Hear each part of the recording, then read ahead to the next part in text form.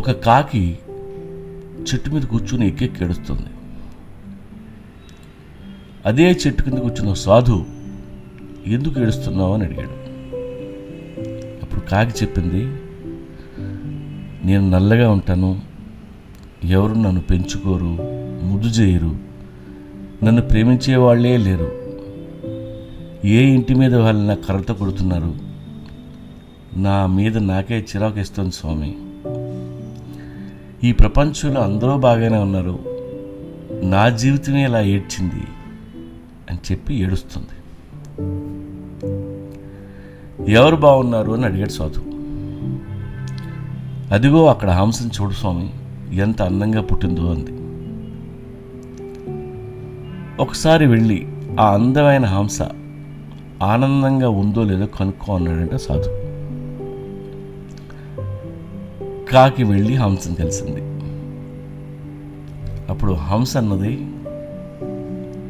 నాది ఒక అందమైన నా బొంద, తెల్ల సున్నం కొట్టి దేవుడు నన్ను ఇక్కడ పడేశాడు, ఒంటి మీద ఒక రంగు లేదు, పాడు లేదు, ముగుడు తెచ్చిన ముండలా ఎప్పుడూ ఈ కొలంలోనే తిరుగుతూ బతకాలి, నాది ఒక బతుకేనా, ఆ మఖావం చూడు ఎంత అందంగా పుట్టిందో అని హంస ఏడ్చింది.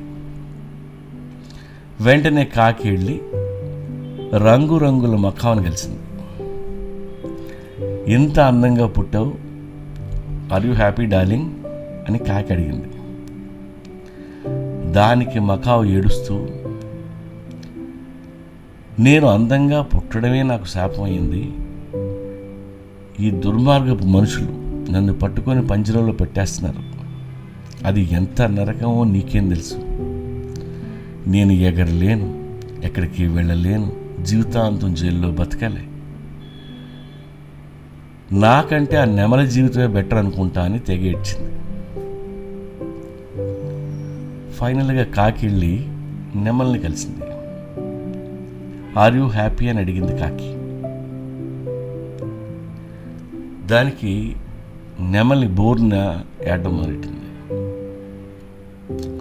నన్ను జూలో పడేశారు, రోజు టూరిస్టులు రావటం, నాతో ఫోటోలు దిగటం, పురి విప్పమని ఒకటే టార్చర్ పెడుతున్నారు, నేను పురి విప్పితే అందరూ సెల్ఫీలు దిగుతున్నారు, ఏ మూడు లేకుండా నేను ఎందుకు పురి విప్పాలి, నాకేంటి కర్మ, ఒసే కాకి నీ జీవితమే బాగుంది, ఎవరు నిన్ను ప్రేమించరు, పట్టించుకోరు, ఎంచక్క హాయిగా నీ ఇష్టం వచ్చిన చోట బతుకుతావు, కడుపు నిండా తింటావు, ఎగురుతావు, ఎందుకంటే ఏం కావాలి, నిన్ను చూస్తే నాకు అసూయగా ఉంది అని జెలసీ ఫీల్ అయింది. ఆ మాటలు విని కాకి మతిపోయింది. సో పక్కోడి జీవితం మనకంటే బాగుందని అనుకుంటాం, డబ్బు ఉన్నోడు మనకంటే బాగా బతుకుతున్నాడని అనుకుంటాం. ఏం కాదు, ఇక్కడ అందరి జీవితాలు అలాగే తగలడ్డాయి.